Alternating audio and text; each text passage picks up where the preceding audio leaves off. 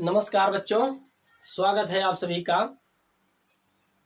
Chemistry की class में। आज हमारा टॉपिक है क्वेश्चन लेसन, हमारा बिलियन चल रहा सॉल्यूशन और हमारा टॉपिक है आज हम पढ़ेंगे कि मोलल और नमन मोलल उन्नयन स्थिरांक क्या होता है, क्वथनांक में उन्नयन क्या होता है, मोलर उन्नयन स्थिरांक क्या होता है और राउल के नियम पर हम चर्चा करेंगे। ठीक है, और फिर पढ़ेंगे कि क्वथनांक के उन्नयन, मोलल उन्नयन और मोललता में क्या संबंध है, यानी कि क्वथनांक में उन्नयन और मोललता में क्या संबंध है। इस तरह से हम प्रश्नों को करेंगे। जो पिछली वीडियो थी उसमें हमने यह चित्र बनाया था और इसके बारे में हमने बहुत सारी जानकारियों को दिया था। आज हम फिर वहीं से स्टार्ट करते हैं मेन पॉइंट को, जो कि आपको और अच्छे से समझने में आसानी होगी। देखो, सबसे पहले कुछ पॉइंट आते हैं इसमें। देखो, कुछ टर्म आते हैं, यहां से हम लिखना प्रारंभ कर रहे हैं। यहां से देख लो, फिर से आता है क्वथनांक में उन्नयन क्या होता है, इसको हम समझ लेते हैं। तो पहले हम समझेंगे कि वाष्प दाब में हम पहले देखेंगे इसको। कुछ पॉइंट हम देखेंगे, पीछे हम लिखे थे पिछली वीडियो में, फिर भी हम देखते हैं क्योंकि उसी से संबंधित आगे हम प्रश्नों को करेंगे। इसमें राउल के नियमों की भी चर्चा करेंगे। देखिए,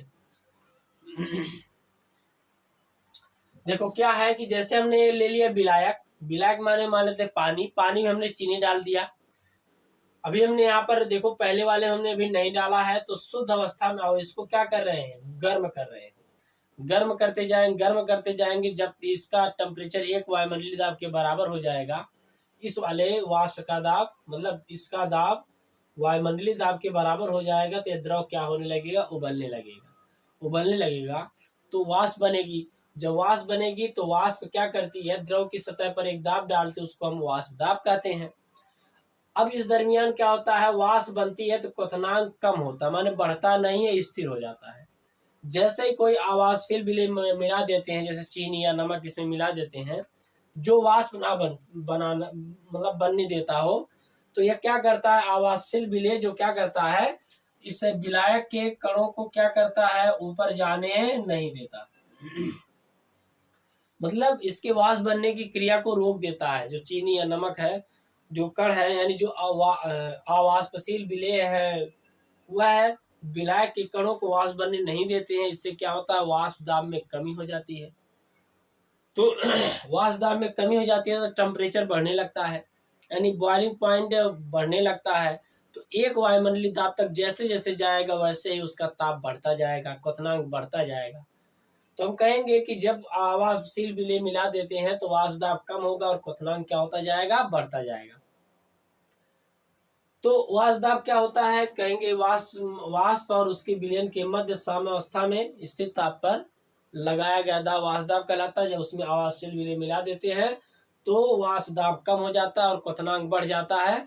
तो जब वाष्प दाब में कमी और क्वथनांक में जो वृद्धि होती है उसको हम कहेंगे क्वथनांक में उन्नयन। तो देखते हैं, अगर पूछे वाष्प दाब में अवनमन, देखो वाष्प दाब में अवनमन, वाष्प दाब में अवनमन बराबर होता है किसका, वाष्प दाब ज्यादा है, P0 का, और विलयन का वाष्प दाब कम है, तो जितना अंतर माने ज्यादा में से कम वाले को घटा देंगे तो हमें मिल जाएगा वाष्प दाब में अवनमन। दूसरा पॉइंट हम यहाँ पर डिस्कस किए थे, वाष्प दाब में आपेक्षिक अवनमन। वाष्प दाब में आपेक्षिक अवनमन, आपेक्षिक अवनमन। वाष्प दाब में आपेक्षिक अवनमन क्या होता है, आपेक्षिक का मतलब तो वाष्प दाब में अवनमन किसके तुलना में हुआ है, शुद्ध विलायक के तुलना में वाष्प दाब में अवनमन हुआ है। तो हम इसको लिखते हैं, वाष्प दाब में आपेक्षिक अवनमन क्या होता है, वाष्प दाब में आपेक्षिक अवनमन जो होता है P0 - PS/P0। ठीक है। अच्छा, अब हम इसी में वाष्प दाब में आपेक्षिक अनुमान पर राउल्ट ने एक नियम दिया है, तो अब हम आगे पढ़ेंगे राउल्ट का नियम। राउल्ट का नियम, वाष्प दाब में आपेक्षिक अनुमान। वाष्प दाब में आपेक्षिक अनुमान के संबंध में राउल्ट ने एक क्या दिया है, नियम दिया है, उसको हम आगे देखेंगे। तो लिखेंगे राउल्ट का नियम। राउल्ट का नियम, राउल्ट ने वाष्प दाब में आपेक्षिक अनुमान पर एक नियम दिया। वह नियम कहता क्या है उसको देखेंगे। चलिए ठीक दिख रहा है। राउल्ट का नियम कह रहा है वाष्प दाब में जो आपेक्षिक अनुमान होता है, ठीक है, वाष्प दाब में जो आपेक्षिक अनुमान हुआ है विलयन में विलेय के मोल प्रभाज के बराबर होता है। वाष्प दाब ने, राउल्ट ने बताया कि वाष्प दाब में जो आपेक्षिक अनुमान हो रहा, जो तुलनात्मक कमी हो रही है, वह विलयन में विलेय के मोल प्रभाज के बराबर होता है। जितना मोल प्रभाज डालेंगे विलेय का, नमक का या चीनी का, जो भी जितने भी मोल डालेंगे उसी पर डिपेंड करेगा। ठीक है, तो मोल प्रभाज मोल भिन्न पर डिपेंड करेगा।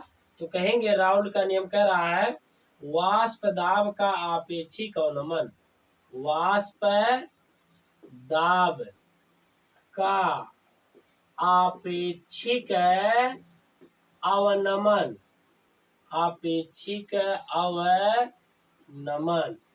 ध्यान रखना, वाष्प दाब का आपेक्षिक अवनमन, आपेक्षिक अवनमन विलयन में विलयन में विलयन में विलेय के विलयन में विलेय के मोल प्रभाज, विलेय के मोल प्रभाज, वाष्प दाब का आपेक्षिक अवनमन विलयन में विलेय के मोल प्रभाज, ध्यान रखना, विलयन में विलेय के मोल प्रभाज के क्या होता है, बराबर होता है। मोल प्रभाज के बराबर होता है, बराबर होता है। विलयन में विलेय के मोल प्रभाज के बराबर होता है। राउल्ट ने बताया कि जो यह वाष्प दाब में आपेक्षिक अवनमन हो रही है, कमी हो रही है, विलयन में जो विलेय हम डालते हैं उसके मोल प्रभाज के बराबर होता है। विलयन में विलेय के मोल प्रभाज के बराबर होता है। अर्थात में लिखेंगे फार्मूला, अर्थात क्या है, P not minus P S बटे पी नॉट बराबर काई। काई किसका लेना है, विलेय। काई किसका लेना है, विलेय का लेना है। तो यही देखो वाष्प दाब में आपेक्षिक अनुमान विलयन में विलेय के मोल प्रभाज के क्या होता है, बराबर होता है। यानी कि P not minus P S बटे पी नॉट, तो यह हो जाता है काई। काई किसका लेना है, विलेय। अब अच्छा, इसको अगर हम आगे कुछ सॉल्व करें तो हम लिख सकते हैं, या और भी समझेंगे, या P not minus P S बटे पी नॉट बराबर विलेय के मोल प्रभाज, यानी विलेय के मोलों की संख्या। देखो स्मॉल एन किसके मोलों की संख्या, विलेय के, लिखेंगे नहीं, समझा देना है। एन क्या है, विलेय के मोलों की संख्या बटे मोल प्रभाज कैसे निकालते हैं आप सीख चुके हैं। स्मॉल एन विलेय के मोलों की संख्या प्लस विलायक के मोलों की संख्या। एक तो हम यह बना सकते हैं, अगर आपको मोलों की संख्या दी गई हो तो आप ऐसे कर सकते हो। अच्छा, यह जानते हैं चूंकि स्मॉल एन बराबर होता है विलेय का भार बटे विलेय का अणुभार, विलेय का भार बटे विलेय का अणुभार, और कैपिटल एन बराबर होता है विलायक का भार बटे विलायक का अणुभार। यह मान इसमें अगर हम रखेंगे तो हम लिख सकते हैं, या P not minus P S बटे पी नॉट बराबर स्मॉल डब्लू बटे स्मॉल एम बटे स्मॉल डब्लू बटे small M plus capital W बटे कैपिटल ये भी आप सूत्र को यूज कर सकते हो। अब देखो यहाँ पर एक बात और आ जाती है, तनु विलयन के लिए क्या होता है, तनु विलयन के लिए, तनु विलयन के लिए, तनु विलयन के लिए यन बहुत छोटा होता है कैपिटल एन। मतलब विलय के मोलों की संख्या, अगर विलयन रस, जैसे मान लीजिए कोई शरबत पतला है तो उसमें जो विलय घुली हुई है, चीनी घुली हुई है, उसकी सांद्रता पानी के तुलना में कम है। इसीलिए तनु विलयन के लिए अगर हम देखें, किस विलयन के लिए, तनु विलयन के लिए यन स्मॉल एन की तुलना में बहुत छोटा है। अतः स्मॉल एन को छोड़ने पर,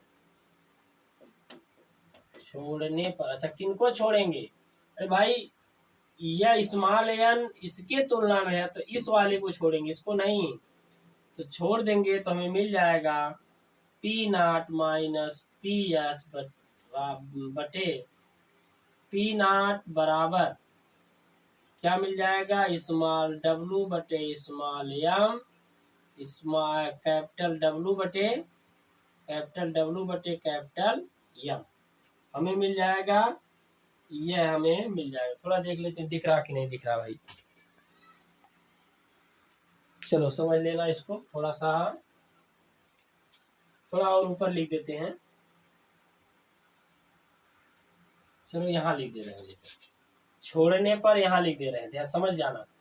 देखो ये ब्रैकेट में, इस ब्रैकेट में लिख दे रहे हैं, छोड़ने पर ऊपर क्या हो जाएगा, P not minus P S बटे कितना हो जाएगा, पी नॉट बराबर हो जाएगा स्मॉल डब्लू बटे स्मॉल एम बटे कैपिटल डब्लू बटे कैपिटल एम। ठीक है, और सॉल्व करना चाहो तो सॉल्व आप कर सकते हो। यह हमारा फार्मूला, सॉल्व क्या करना है, देखो small W small M, small W और कैपिटल एम ऊपर और स्मॉल डब्लू नीचे आ जाएगा। ठीक है, इस पर हम सवाल करेंगे, है हो सकता है अगली वीडियो में का दो सवाल कर ले राउल्ट के नियम पर। तो राउल्ट ने बताया कि वाष्प दाब में जो आपेक्षिक अनुमान हो रहा है विलयन में विलय के मोल प्रभाज के बराबर होता है। ध्यान रखना विलयन, तो इसका P not minus P S बटे पी नॉट, पी नॉट क्या है शुद्ध अवस्था में वाष्प का दाब, पी एस क्या है विलयन का वाष्प दाब, और काई क्या है विलय। तो कुल मिलाकर के स्मॉल एन बटे small N plus capital N हो जाएगा। यह विलय के मोलों की संख्या, विलय प्लस विलायक के मोलों की संख्या, मोल प्रभाज आप पढ़ चुके हैं। स्मॉल एन का मान इस तरह से हमने इसको निकाल लिया। ठीक है, तो हमने देख लिया राउल्ट का नियम, वाष्प दाब का आपेक्षिक अनुमान विलयन में विलय के मोल प्रभाज के बराबर होता है। इसकी कुछ सीमाएं होती है उसको हम देखेंगे, पहले थोड़ा पॉइंट और है, आप देख लेते हैं। अगला पॉइंट देखो इसमें है, अच्छा बताओ जब वाष्प दाब में कमी आ गई तो क्या बढ़ गया, क्वथनांक बढ़ गया कि नहीं। तो क्वथनांक में उन्नयन यहाँ पर हम देख लेते हैं, क्वथनांक में उन्नयन, क्वथनांक में उन्नयन। देखिए भाई इसको और समझने के लिए पिछली वीडियो आप जाइएगा, उसमें हम ज्यादा से ज्यादा समझाए हैं। ठीक है, क्वथनांक में उन्नयन डेल्टा टी बी बराबर होता है, किसका क्वथनांक ज्यादा है, विलयन का क्वथनांक। तो मान लेते हैं विलयन के क्वथनांक का टेम्परेचर टी है और इसका जो है टेम्परेचर कितना है, विलयन का टी एस है और इसका कितना है टी है, तो लिखेंगे टी एस माइनस टी। देखो तो क्वथनांक में उन्नयन कैसे निकालेंगे, डेल्टा टी बराबर T S minus T, T S minus solution का टेम्परेचर क्वथनांक और टी कितनी वृद्धि हो गई डेल्टा टी बी। अच्छा यहाँ सवाल में एक चीजें मिल सकती हैं, सवाल में आपको एक चीज मिल जाएगी समझना, आपको पूछेगा विलयन का ताप क्या होगा। तो विलयन का ताप क्या करोगे, तो टी एस निकालना हो तो आप विलायक के टेम्परेचर में जितनी वृद्धि हुई है, विलायक के टेम्परेचर में जितनी वृद्धि हुई है उसको आप जोड़ सकते हो, तो यह मान हमारा आ जाएगा। ठीक, इसमें केल्विन में मान आपको देखना है। ठीक है, क्वथनांक में क्या हो गया उन्नयन हो गया। अब देखो यहाँ पर एक संबंध आता है, मोललता और क्वथनांक के उन्नयन और मोललता में क्या संबंध होता है। तो अब हम इसमें देखेंगे कि इसमें जो रिलेशन होते हैं उस रिलेशन को क्या कहते हैं। तो जो क्वथनांक में जो उन्नयन होता है मोललता के क्या होता है, समानुपाती होता है। इस रूप में हम देखेंगे, ठीक है। तो अब हम यहाँ पर देख लेते हैं, थोड़ा सा देखो दिख रहा है कि नहीं इसमें, चलिए हो जाएगा। यहाँ पर हम पॉइंट देखते हैं कि इसमें अगर आपसे पूछे कि मोललता और क्वथनांक में उन्नयन और मोललता में संबंध, देखो यहाँ पर हेडिंग के रूप में लिख रहे हैं क्वथनांक और क्वथनांक में उन्नयन यानी डेल्टा टीबी व मोललता में संबंध,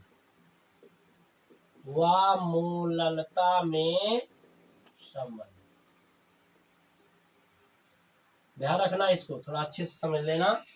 क्वथनांक में उन्नयन डेल्टा टीबी व मोललता में संबंध, देखो अच्छे से समझना। क्या होता है कि जो उन्नयन होता है मोललता के समानुपात में होता है, या हम ऐसे कह सकते हैं, आपको याद करना पड़ेगा, ध्यान से देखना इसको। डेल्टा टीबी बराबर होता है, डेल्टा टीबी प्रोपोर्शनल हो जाएगा किसके, मोललता। देखो यहाँ पर हम मोललता को यम डैश से ले रहे हैं, यहाँ पर मोललता को हम यम डैश से ले रहे हैं। अब इसको देखो यह समानुपाती के रूप में हो गई। अब इसमें क्या करेंगे, मतलब डायरेक्टली प्रोपोर्शनल के रूप में दिखाया गया, ठीक है। अब इसमें हम क्या करेंगे, या इसको जब हटाएंगे तो एक नियतांक आएगा जिसको कहेंगे डेल्टा टीबी बराबर के बी डॉट यम डैश। यम डैश आप क्या समझ रहे हो, मोललता है, ठीक है। तो यह हो गया क्वथनांक के उन्नयन और मोललता में संबंध, ठीक है। तो फाइनली जो रिजल्ट आ जाएगा इसका, तो हम उसको आगे देखेंगे, ठीक है। फाइनली जो रिजल्ट आएगा इसमें, यहाँ पर हम इसके रिजल्ट को देख लेते हैं। देखो यहाँ पे देख रहे हैं कि अगर हम मोललता की वैल्यू यहाँ पे रख देते हैं तो हमारा जो फार्मूला आएगा डेल्टा टीबी बराबर, फार्मूला आएगा डेल्टा टीबी बराबर केबी रहेगा। अच्छा, मोललता का क्या फार्मूला है, विलेय का भार गुणे 1000 बटे विलेय का अनुभार स्मॉल एम गुणे विलायक का भार किसमें रहेगा, ग्राम। यह हमारा बन गया फाइनली सूत्र बन गया, ठीक है। मोललता वाला फार्मूला हमने इसमें रख दिया, केवल के भी है, फिर मोललता विलेय का भार बटे विलेय का अनुभार और विलायक का भार ग्राम में लेंगे, तो ये हमारा मोललता वाला फार्मूला बन जाएगा, ठीक है।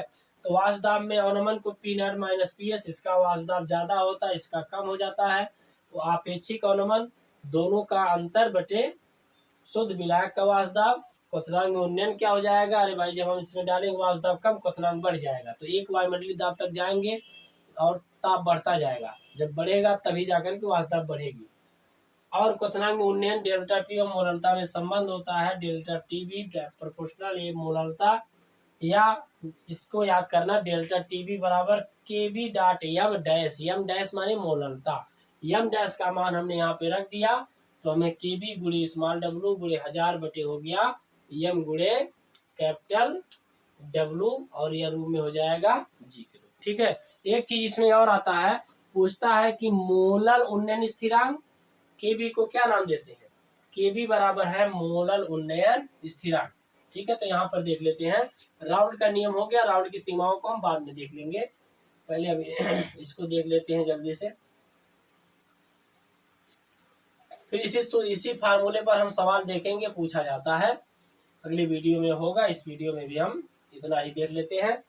बहुत ध्यान से पढ़िएगा, बहुत बारीकी से हम पढ़ाने का प्रयास कर रहे हैं। देखो अब इसमें देखते हैं, क्योंकि डेल्टा टीबी बराबर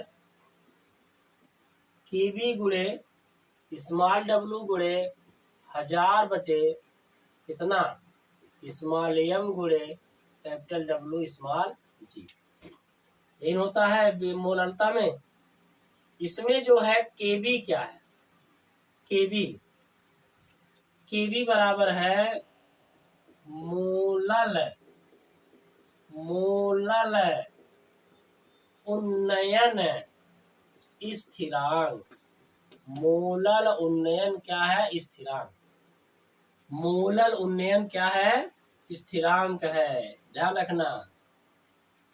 और इसका मान जो होता है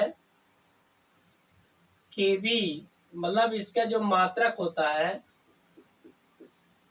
मात्रक जो होता है केल्विन किलोग्राम प्रति मोल, केल्विन किलोग्राम प्रति मोल।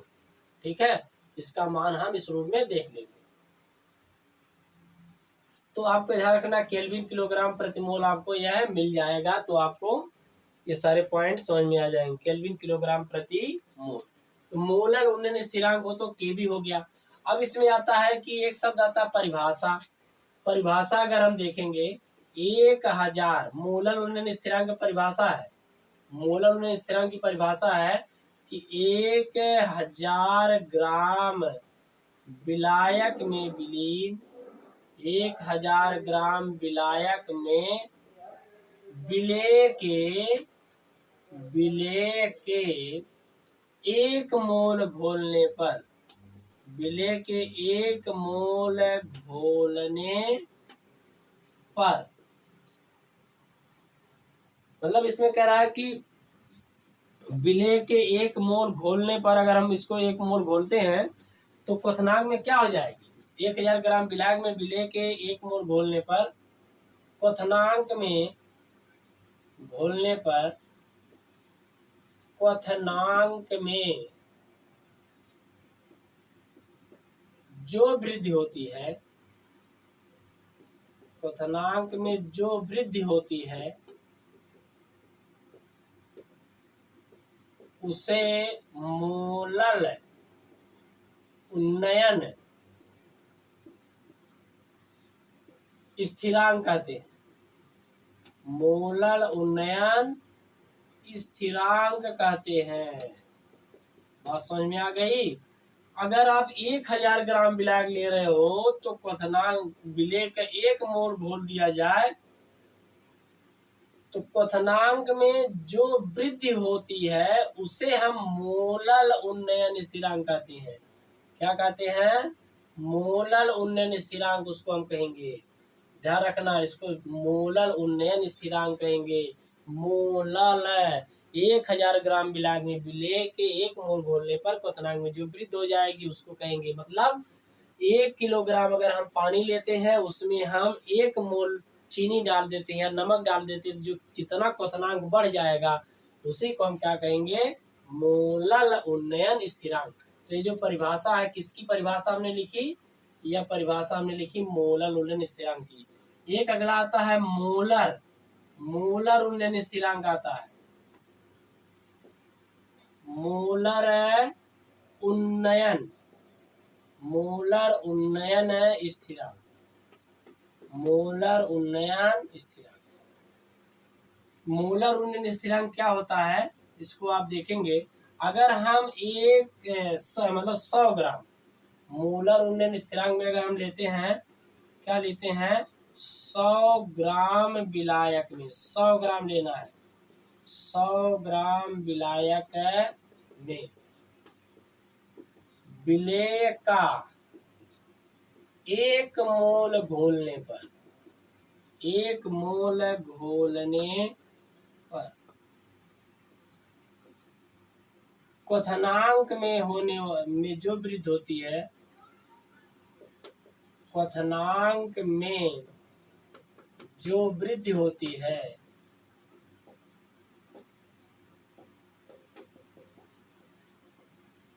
क्वथनांक में जो वृद्धि होती है उसे क्या कहते हैं, मोलर उन्नयन, मोलर उन्नयन स्थिरांक कहते हैं,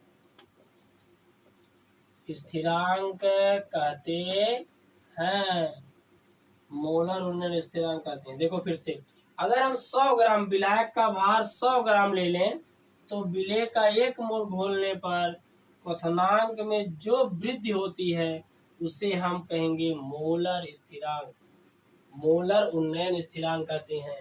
तो हमने अभी तक देखा कि मोलरता और मोल प्रभाव में क्या संबंध है, क्या नाम है, क्वथनांक में उन्नयन और मोलरता में क्या संबंध होता है, तो हमने ये देख लिया। फिर इसके बाद देखा कि मोलर उन्नयन स्थिरांक किसे कहते हैं, तो 1000 ग्राम विलायक लेंगे तो मोलर उन्नयन स्थिरांक, और 100 ग्राम लेंगे तो मोलर हो जाएगा। ठीक है, अब इसका हम फार्मूला अगर मोलर के रूप में, कहीं पर अगर आपको मोलर पूछ दिया है, कहीं पर अगर आपको मोलर पूछ दिया है तो फार्मूला हो जाएगा डेल्टा टीबी बराबर 100, ये हो जाएगा केबी रहेगा गुणे स्मॉल डब्ल्यू गुणे 1000 के स्थान पर कितना रहेगा, 100 रहेगा, 1000 के स्थान पर कितना रहेगा, 100 रहेगा। ठीक है, तो जो भी मान रहेगा वह किस में रहेगा, ग्राम में रहेगा। तो अगर आप 100 लगाओगे तो मोलर इस फार्मूले में, और 1000 लगाओगे तो मोलर के रूप में आ जाएगा। ठीक है, इतनी बातें समझ में आ गई ना आपको, बहुत अच्छे से देखना है, परिभाषाएं पूछी जा सकती हैं, तो हमने इसी से समझ लिया है सारी चीजों को। इसको और अच्छे समझने के लिए थोड़ा पिछले वीडियो आप जरूर जाइएगा, इसको और अच्छे समझना, और फार्मूले हमने यहाँ पर दे दिए हैं। ठीक है, अब हमें देखना है राउल के नियम की सीमाएं कुछ देखनी है, थोड़ा समय देख लेते हैं, थोड़ा राउल के नियम की सीमाएं देखते हैं। बात समझ में आ रही कि नहीं इतनी आ रही, के बी स्मॉल डब्ल्यू गुणे 1000 बटे इसके रूप में होता है। ठीक है,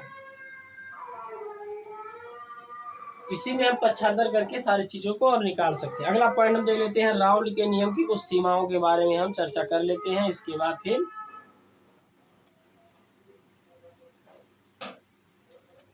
राउल के नियम की सीमाएं। ठीक है, इसके बाद हम इन पर प्रश्नों को करेंगे, दोनों पर हो सकता है दो वीडियो ले हम उस सवालों पर, क्योंकि पूछे जाते हैं बोर्ड परीक्षाओं में ज्यादा। अब हम पढ़ेंगे राउल के नियम की सीमाएं। ठीक है, लिखेंगे राउल के नियम की सीमाएं।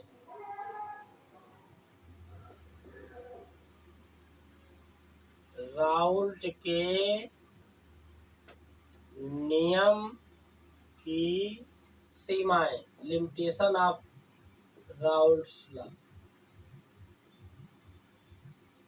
राउल के नियम, राउल के नियम की हमें क्या देखनी है, सीमाओं के बारे में देखना है। ठीक है, राउल के नियम, थोड़ा इसको सही में,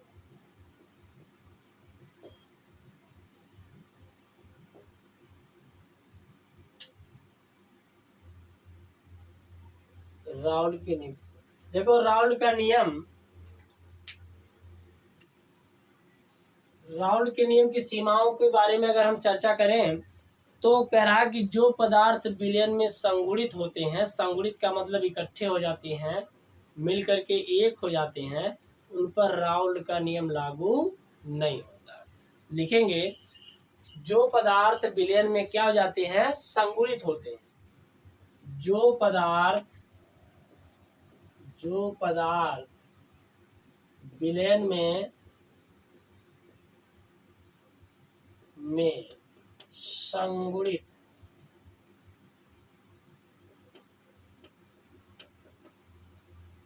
होते हैं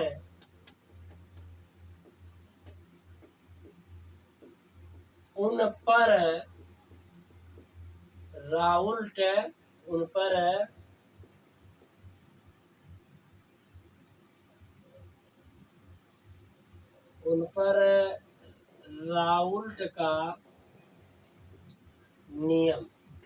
पर राउल्ट का नियम लागू नहीं होता।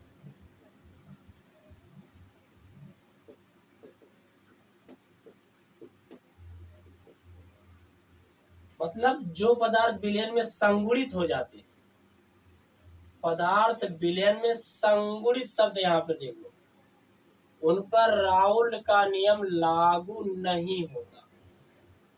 संगुणित अगर हो जाए या वियोजित हो जाए तब भी इसमें देखेंगे।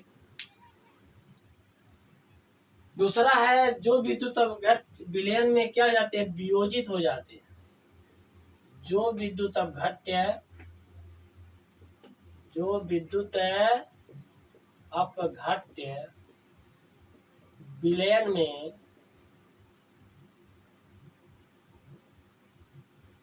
वियोजित हो जाते हैं।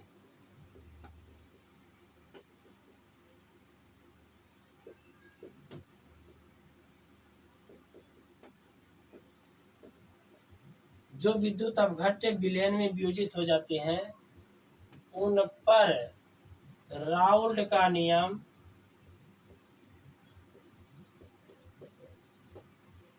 लागू नहीं होता।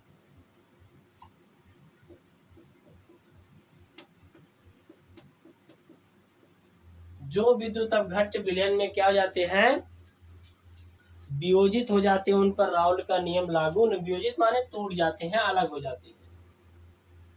विलयन में क्या जाते हैं, वियोजित हो जाते हैं, उन पर राउल्ट का नियम लागू नहीं, शब्द देखो नहीं होता है।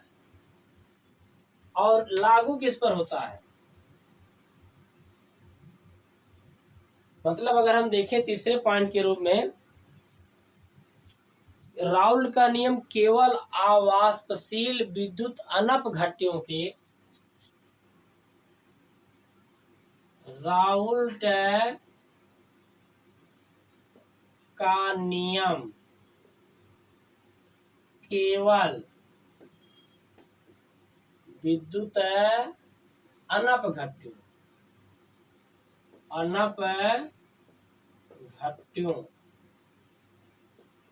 के तन विलयनों पर, विद्युत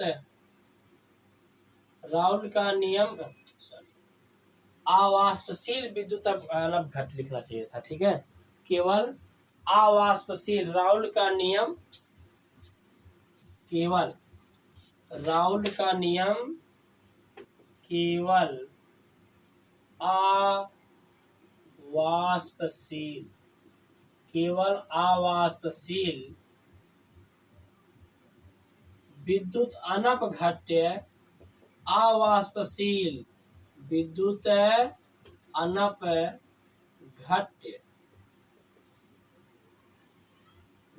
अनपघट्य के तनु विलयनों पर लागू होता है। तनु विलयनों पर लागू होता है।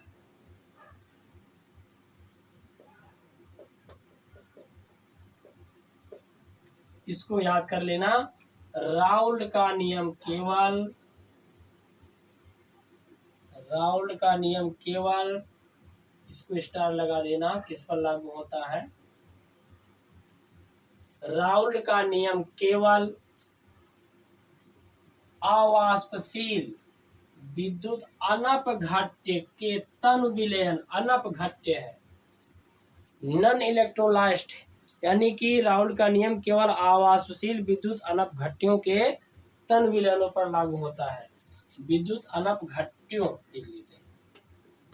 के तन विलयनों पर लागू होता है।